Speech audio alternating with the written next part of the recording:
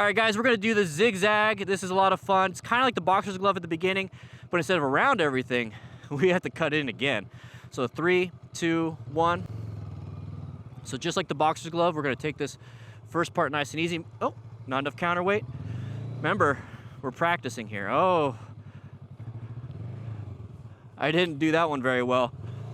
Another counterweight. Oh, see? Yeah, sometimes it happens. This first one is familiarization. So there's a lot of going around small U-turns. So the first three turns are very sharp. So we need to make sure we do nice and wide. Let's try that. So nice and wide on this. Okay, and then we got to turn. And I'm gonna go a little bit wider on this because of this part.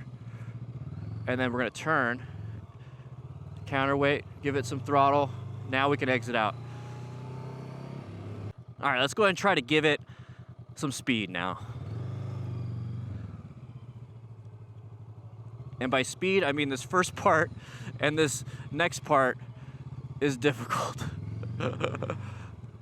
Hey, we're getting into harder ones. Just wait until we get to hard and expert. Oh my geez. There we go.